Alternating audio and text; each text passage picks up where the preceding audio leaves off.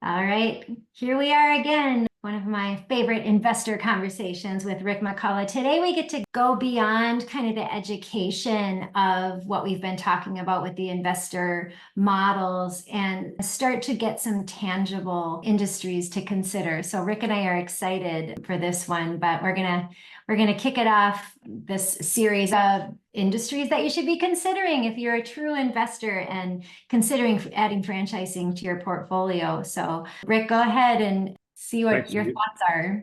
Thanks, Lisa. Yeah, as Lisa said, we're going to try to refer to some of the information we shared in previous webinars, but this one we're going to try to take it to looking at specific franchise business sectors, because there's a ton of them out there. First, just a little bit of a refresher, and that is in the franchise community, a semi-passive investor generally is expected to spend about 10 to 15 hours a week on the business, really in the financial and administrative area, but also managing the manager. So you had a day-to-day manager in the business itself.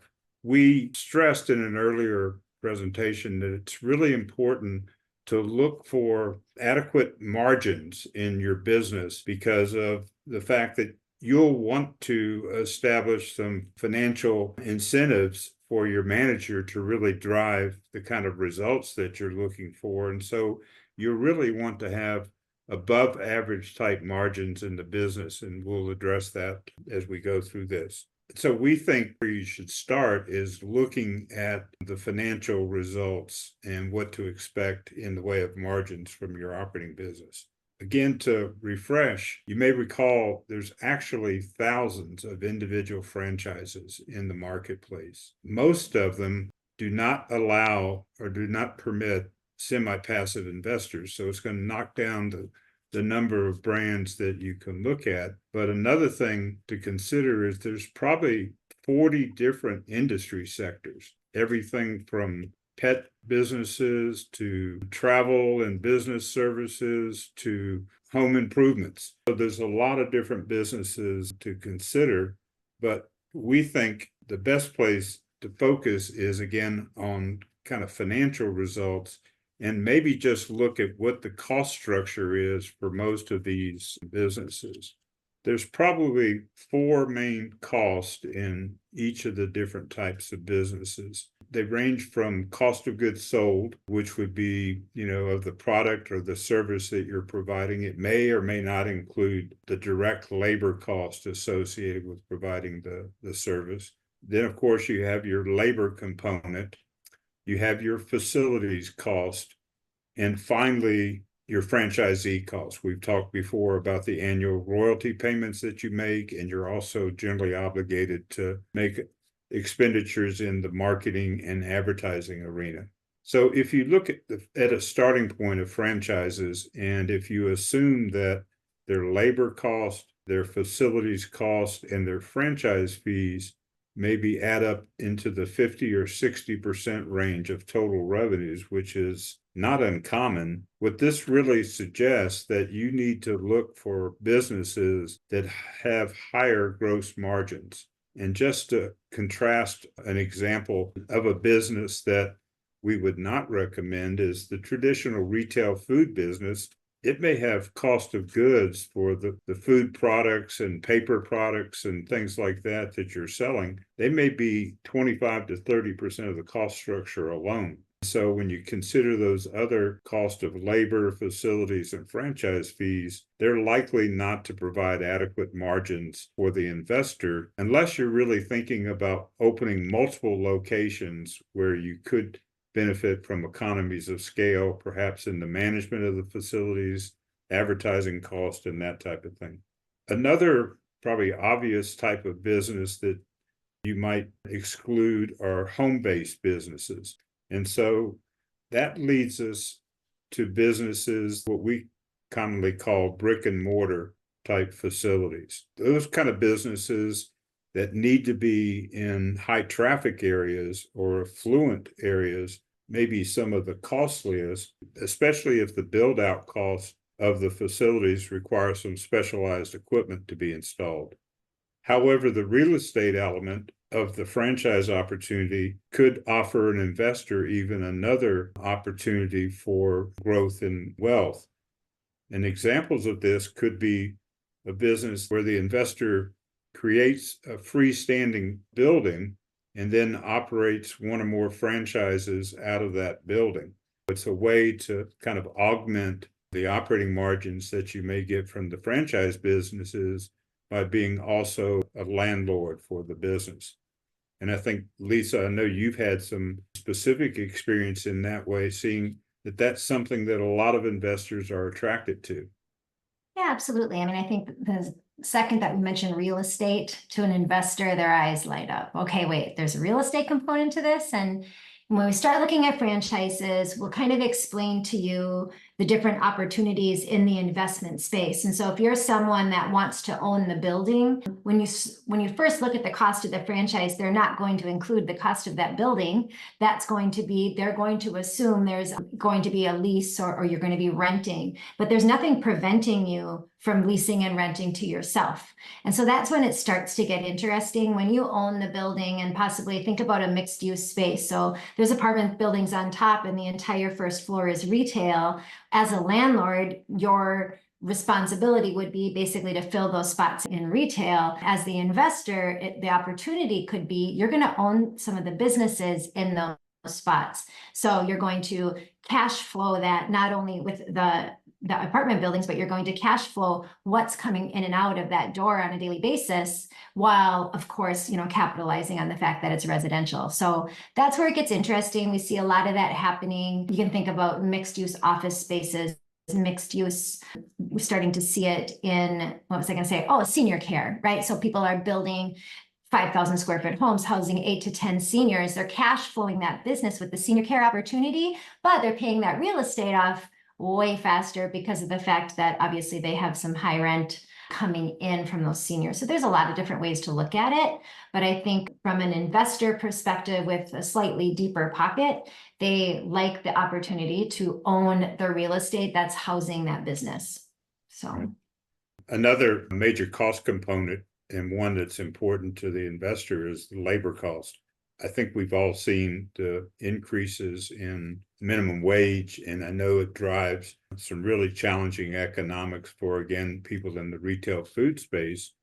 But for a passive investor, again, you're not just concerned about probably the cost structure of labor, but also kind of the dependability of the employee base and their kind of backgrounds. And again, that's something to definitely consider. When we think about the types of investment opportunities that might be best suited for the passive investor, one of the things that we look at first is businesses like health and wellness businesses, where the space that they operate in are generally not that large, and they're built around kind of facilities and services that are often provided maybe in medical offices or doctor's offices.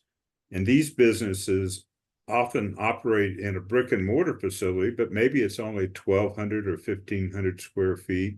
And the build out is not extensive because they basically may have lounge facilities. They may have like small little areas for dealing with patients. But when you think about the services like anti-aging treatments, it could be providing hormonal treatments, or things like in the wellness area, like IV drips and things like that. The fact that these services are alternatively provided in medical facilities really drives up the cost of the product. They result in very, very high margins. And another very important factor is you can often employ like people out of the medical arena, like maybe nurses or something, to administer the services.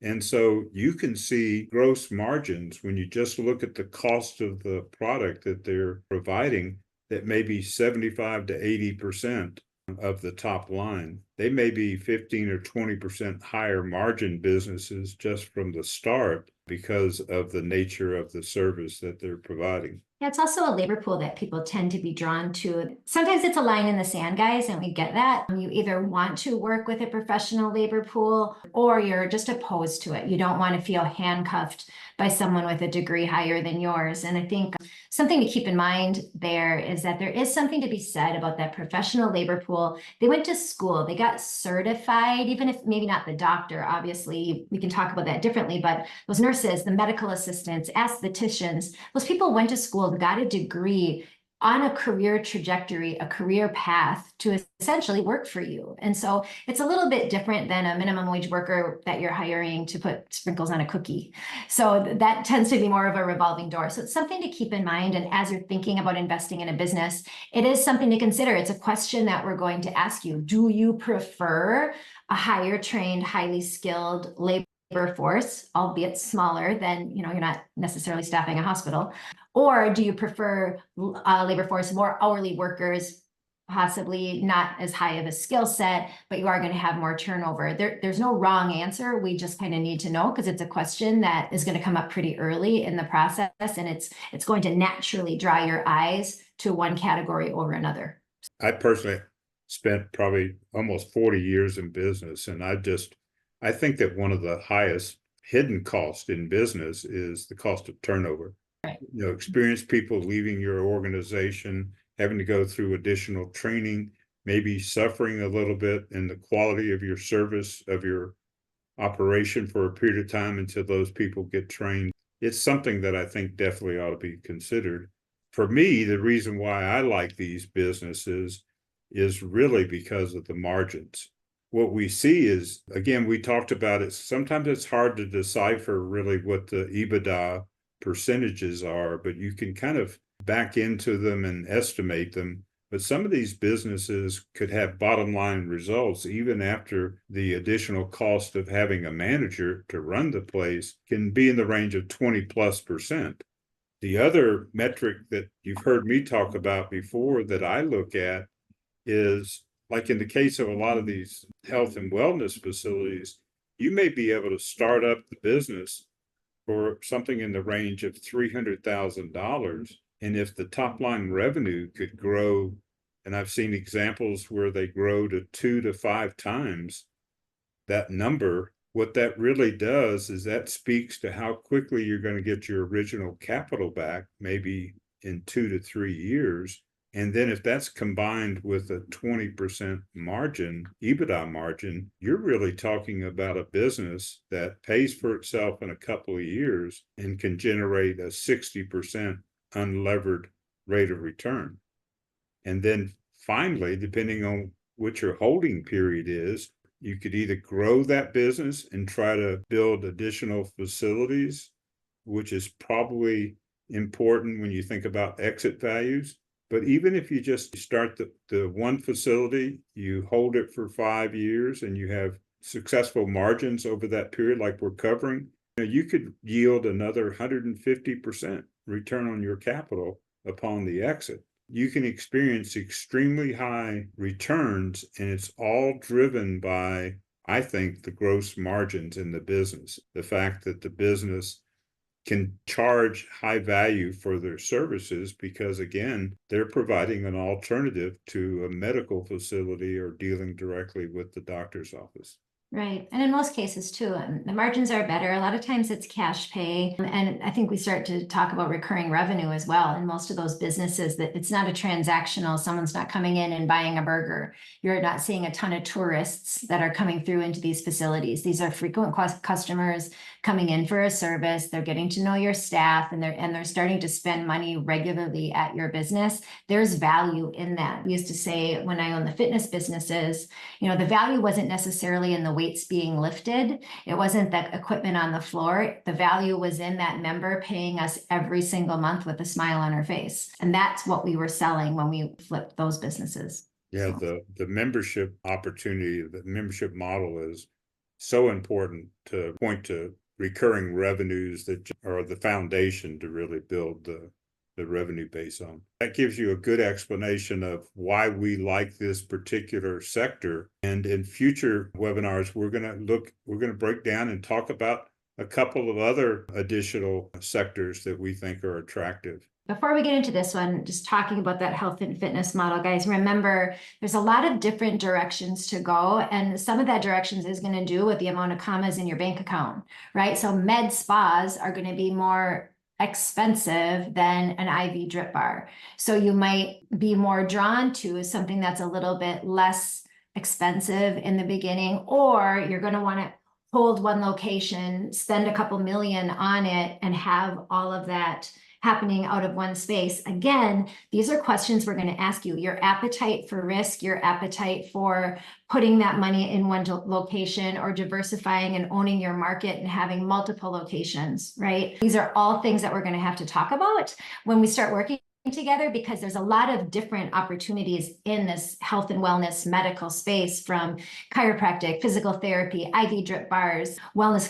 clinics, men and women, just men, just women, hormones. My goodness, we have the osteo replacement limbs, right? Who thought we would have been talking about a franchise that can actually help people who are missing a limb, and they have a 3D printer and they print it and off you go. So, I mean, there's a lot happening in the medical space. There's a lot of different directions we can go. It's one of several sectors, but I think what to think about before we start talking about appetite for the initial investment. Do you want one big location, or do you want possibly several units controlling a market? It's truly up to you. That was one of the things we covered earlier. Was it's really dependent on the investor's strategy, whether or not you're trying to build kind of multiple cash flow streams and really get some scale, which might actually drive up your exit returns, and whether or not you want to be in a geographic area where you've got more of the marketplace. And again, we talked in an earlier session about kind of the pros and cons of